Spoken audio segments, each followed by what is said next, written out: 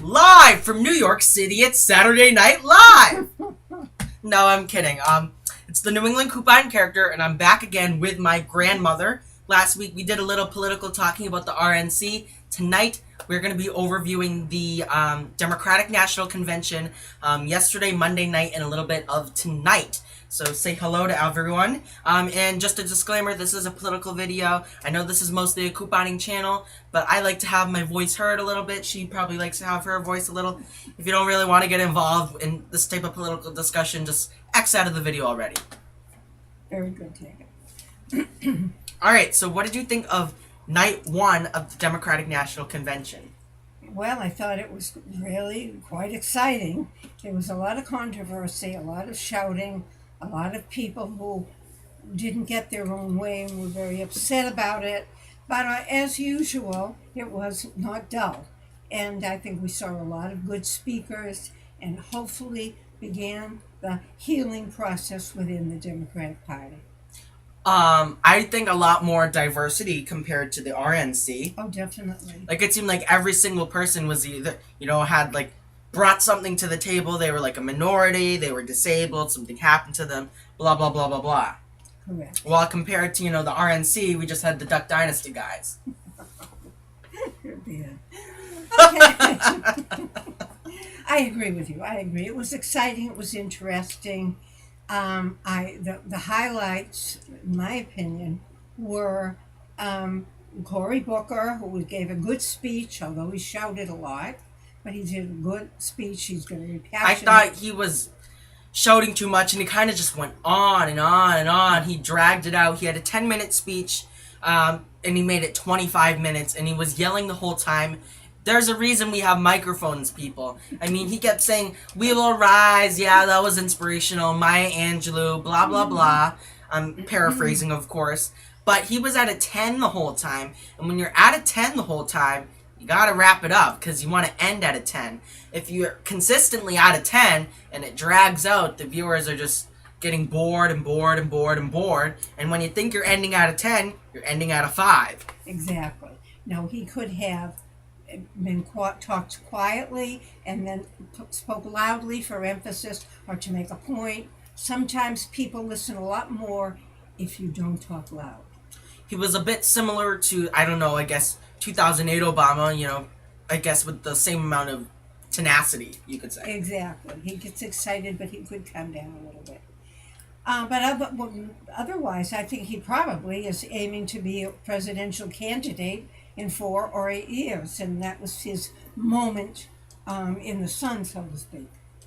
All right, talking about the Obamas, let's talk about Michelle Obama. Oh, my I favorite. really liked her speech. I thought it was genuine. I thought it was pretty authentic.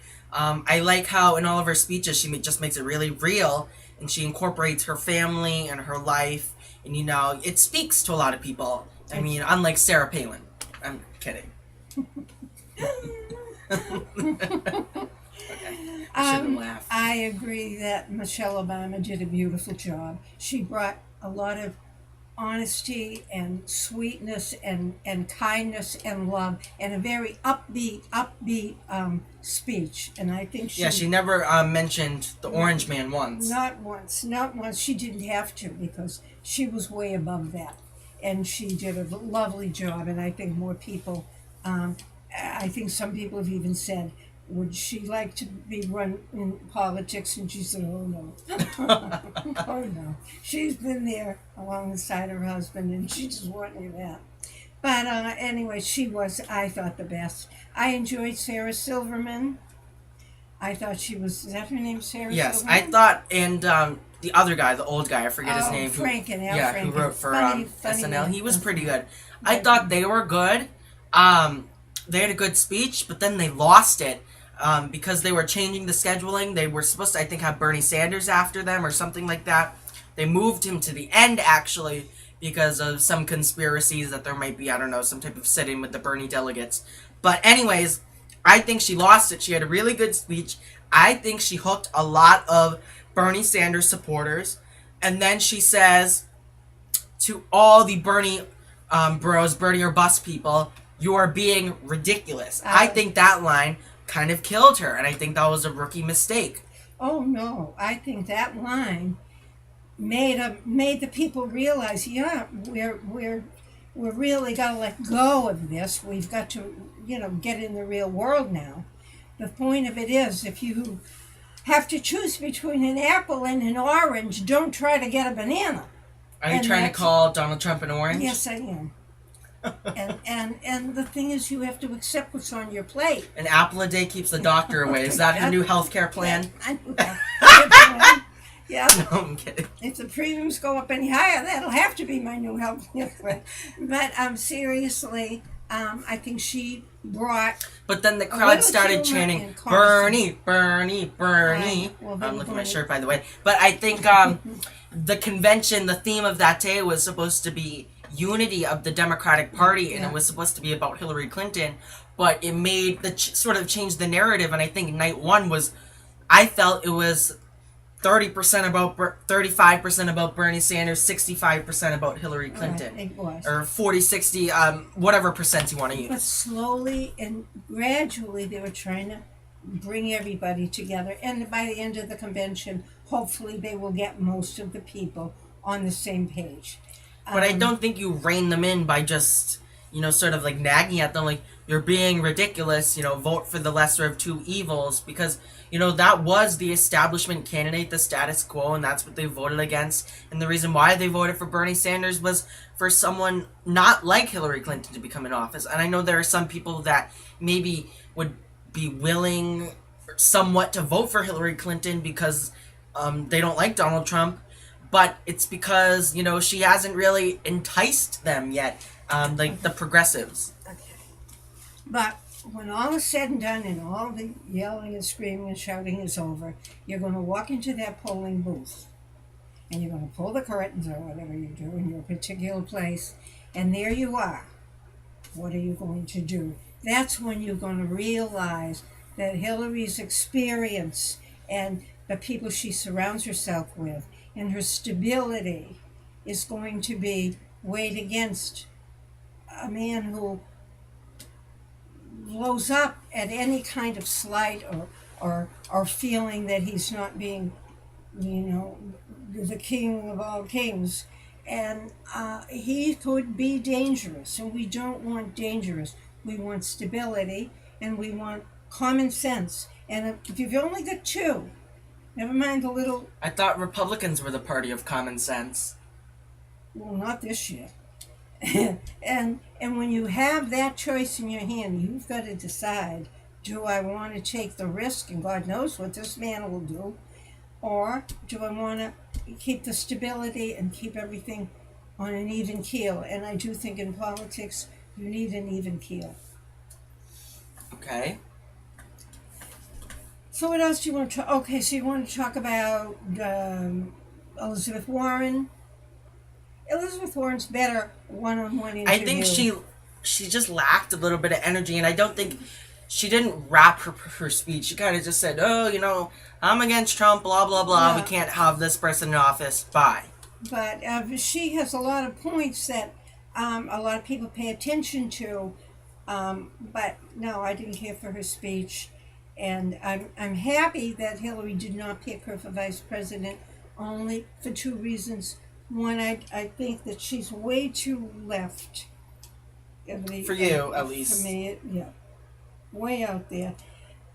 Number one. And also number two, you needed a balance. Tim Kaine seems to be somewhat, again, of a balance to Hillary. Two women would be, I think, too much for the men in this country. I thought you were for the female empowerment. I am, but don't cram it down your throat with two women candidates. No, I don't think so. I think that isn't that sexist? That's what Hillary Clinton said during the primaries. That's what the media said. Sexism is, it's easy to throw that out to make a point, but you pick your battles. Realistically, Hillary needed a man on the ticket, and this man seems to be a good one from what I can see and what I've read about him. And so I think that, Elizabeth Warren would have been too controversial. We got to pray that Jeb Bush doesn't rig this election again. Oh my goodness. No. Oh my goodness. I saw a video, Florida and he is- said he doesn't need therapy from Donald Trump.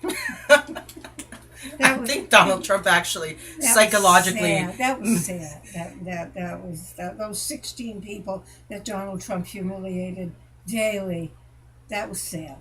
But to get on to a better thing, the Democratic convention looks like it is now starting to heal. It's like a family. But the first night there were a lot of boos. There for were a Hillary. lot of there are going to be boos, but it's like a family. You don't get along with every member of your family, especially if you have an extended family. Maybe some you don't even like, but when the chips are down, you try to pull together. You love one another, and you've got their back, and that's what the Democratic Party has always been about. Very diverse, but in the end, very together. See, that's the thing where, again, saying, we're going to rein it in, but, give us a little more enticement, I guess, for it. Anyways, so, Sure. let's talk about Bernie Sanders right at the end. The big speech. It took him, 5 minutes before he could actually start talking because of all of the applause. We all get it. They love Bernie. They love Bernie. You love Bernie. You got a shirt, a Bernie Sanders T-shirt. Bernie Sanders has got a heart. I love his heart.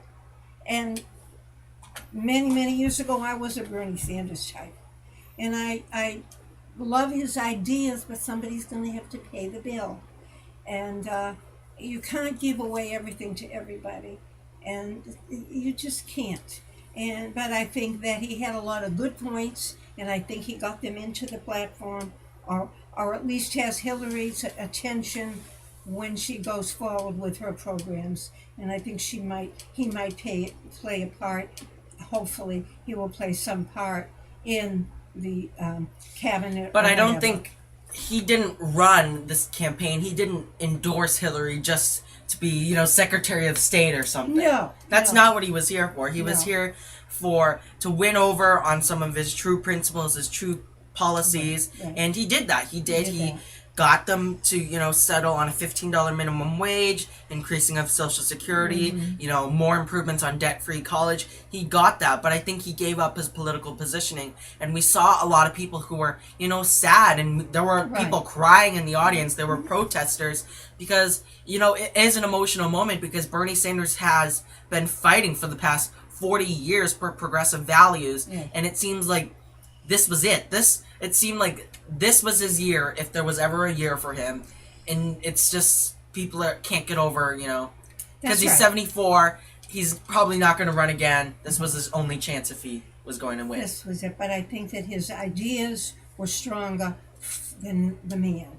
And given he's 74, given if you were in for 4 years, that would make him 78, 79. If you're in for 8 years. If he was 10 years younger, I think if he ran, He next might. election cycle, I think he would have had a lot of momentum. He might have. And he might also have reined in some of his more way out there ideas. He kind of being, and it's not just black and white. There has got to be some gray in there. That's what people are all about. Bernie was so pure of heart, so anxious to make everybody happy and wealthy or comfortable and equal and educated and taken care of. They didn't realize the world isn't really like that. We could try to make it more like that, but we're Well, never his really philosophy gonna get was, there.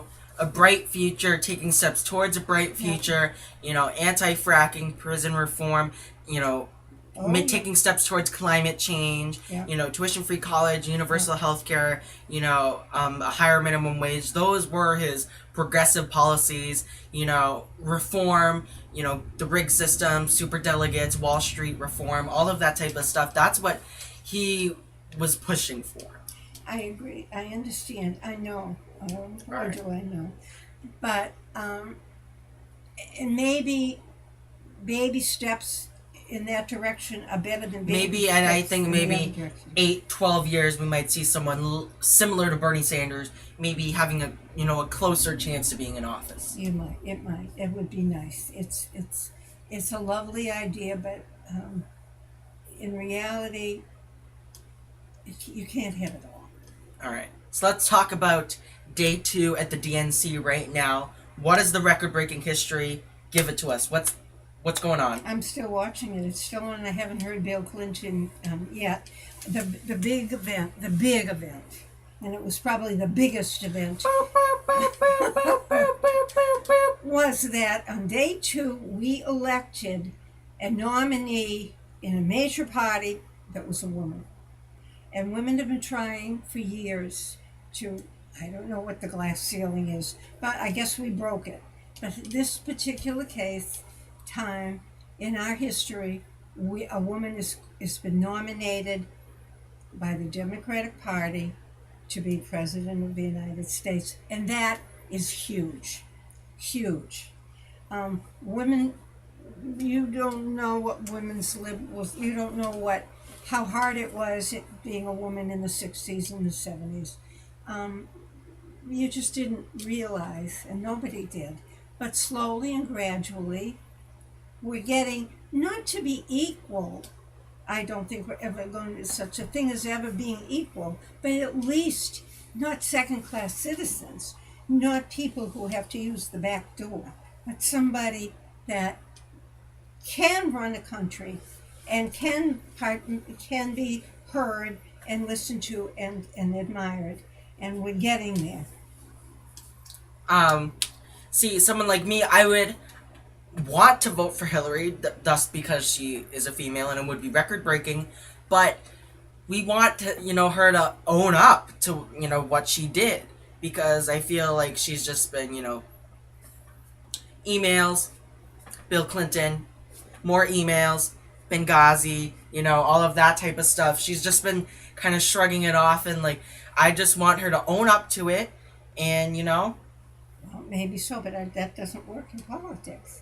I think she's very much regrets all of those things, and I don't think she was out to defraud or anybody. I think she made mistakes. We all make mistakes. Nobody's perfect. But I don't get the email business is so horrific. I don't think it's anything she profited from. So see, this was mistake. So last week's video, when we talked about the RNC, Yeah. this is what some people were upset about you with. How you were a little misinformed on the email scandal. Exactly. And how she had private servers and she was sending classified information. But I don't think she was doing it deliberately. I think that she was probably a little bit, as I am, naive. But it was sort of illegal. And you have to think, in the 90s, if they want to have their crime bill, if they want to put minorities in jails, if they want to build jails, to put people in prison, then why is it now that, Hillary Clinton, she's not being charged with anything? I mean, and I personally think it's a little bit ridiculous, because I think it's just a way for, people to say, we shouldn't have this lady over here. I'm going to quote somebody that you love, and I'm going to say, I think we've heard enough about her damn emails. That's what Bernie Sanders said way back when. I agree with him. It's over, it's done with. She made a mistake. I don't think that the mistake, that even the Benghazi mistake, I don't think it parallels in any way with an illegal war in Iraq. We invaded a country for no reason at all, and nothing happened to that president. I don't really think that you could even compare that situation and the horror that ensued, and is still ensuing, with a mistake on your emails or even a carelessness in Benghazi. I don't think you can put them on a parallel. All right. So to wrap up this video, in order, list the major speakers over the, what we've seen so far, day 1 and part of today, in order from, you think, first place to, 5th place. Okay. Cory Booker, I thought, was very good. So, who's number 1? Who was the best speaker over the past 1.5 days? Okay, and then, of course, Michelle Obama was wonderful. Absolutely wonderful. I have to look at these speakers not as speakers, as potential future candidates for presidency. Think about well, it. Well, maybe not necessarily based on the person, but based on the quality of their speech. Let's rank them. Okay, I'd say that Cory Booker and Michelle Obama right up there. So who was number 1? Oh my! Depends upon what you're looking for. Do you want a future president, or you want a feel to Well, feel? whose speech was better? Well, I think Michelle Obama's touched your heart greatly, and it was lovely. So would you say she's number one? But yeah, I guess so. But Cory Booker made a lot of points. He's got the passion, the drive. I'd never heard of him before. That's how out of things I am. But watched him, I said, wow, he's certainly got it as far as. So he would be number two. Michelle Yeah. Obama won. Him number two. Who's Yeah. number three? And last night's. Last night's or anything Well, we've seen today. as far as speeches go, then I guess you'd say Bernie Sanders. It wasn't one of his greatest speeches, but it was trying to unite people, and that's always a good thing. I think what his supporters are looking for is closure. They want closure for what happened to them during the primaries. Right. They followed a dream. Because And they the dream fought for came this true. revolution and it didn't really work out. So they just want closure. Okay. Okay, so who's number four then? Next, four. then, okay. Well, Sarah Silverman. Okay. And then number five? What's her name? Elizabeth Warren. Not Demi Lovato? Demi Lovato's not number five? Oh, Lordy. Elizabeth Banks? Not Elizabeth. She was kind of bombing up there. I don't know what she was there for, but that's basically. I'm waiting now to hear Bill Clinton. I don't know how he's going to come across, but I'm sure he's got a lot of points that he's going to make, and he's always been a great speaker, so he'll do well. And then that's where we are, and that's so far. I think that the Bernie Sanders people will come together eventually. They have to make a choice, and it's the choice that they're given, not the choice they want. Okay, I would think maybe a fourth or a third would go for Jill Stein or Trump. Some of them might not vote or abstain or write someone's name in. I would say probably at least half of his supporters, right? Half of his supporters right now are going to vote for Hillary. I think so. But I think she still has another half she could work on. Definitely does. Definitely does. It was quite. The Democrats never bore you. They really never do. And But neither do the Republicans. What about you don't Well- find them entertaining? not really. not the way Instead of things are having going all the now. Real Housewives of whatever, we should have the fake politicians of DC. Oh, there would be a lot of them. There'd be a lot of them. But that's the nature of politics. You give a little, you take a little. Then you give a little more, you take a lot more. I mean, politics is not black and white. But we want to. It's compromise. All right. I think we've bored these people long enough. Well, that was our overview of the DNC Night 1 and part of Night 2. We didn't really get into Night 2 that much because, Day 2. Day 2's been a little bit boring. I think the only interesting thing was Hillary officially is the Democratic nominee And and she's a Bill woman. Clinton speaking later. And So, she's the first woman to ever achieve that. all right. All right, thanks you guys for watching. We will see you in the next one. Don't forget to like, share, comment, and subscribe. And let us know what you think in the comments, I guess. Bye now. What do you want to say? I'd say goodbye. All right. Ba-da-ba-ba-ba. Bye.